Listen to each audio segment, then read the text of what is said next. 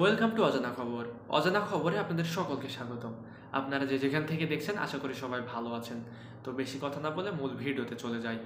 জাপানে quality time কাটাচ্ছেন মনামি ঘোষ, বিস্তারিত জানিয়ে দিব। জম্পেশ মুডে রয়েছেন টালিপাড়ার জনপ্রিয় অভিনেত্রী মনামি ঘোষ। জাপানে কাটাচ্ছেন কোয়ালিটি টাইম। সঙ্গী মনামির দীর্ঘদিনের প্রেমিক সৈকত বাড়ুরি। বরাবরই বেড়াতে ভালোবাসেন মনামি ঘোষ, কখনো পাহাড় আবার কখনো সমুদ্র। জঙ্গলও মনামির অন্যতম পছন্দের তালিকায়। কাজের ফাঁক পেলেই ঘুরতে বেরিয়ে পড়েন এই অভিনেত্রী। কখনো আবার ট্রাভেল পার্টনার হন অভিনেত্রীর মাও। মা মেয়ে মিলে বেরিয়ে পড়েন অ্যাডভেঞ্চার ট্রিপে। এবার মনামির ডেস্টিনেশন জাপান।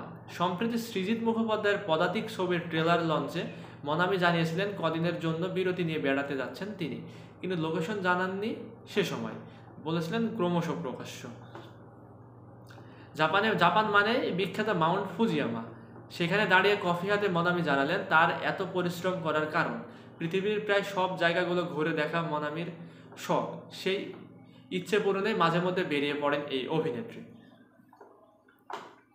জাপানে কাটানো বিভিন্ন মুহূর্তের ছবি ভিডিও নিজের সোশ্যাল ওয়ালে শেয়ার করেছেন মনামি।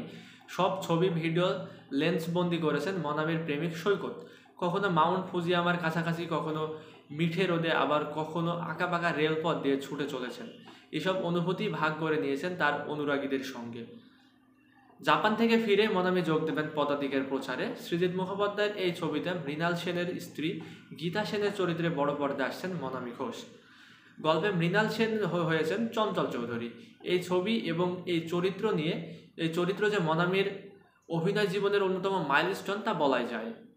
তো আজকের ভিডিওটা এই পর্যন্তই। পরবর্তী ভিডিও না আসা পর্যন্ত অজানা খবরের সঙ্গেই থাকুন। ভালো থাকুন, সুস্থ থাকুন, টেক কেয়ার, আল্লাহ হাফেজ।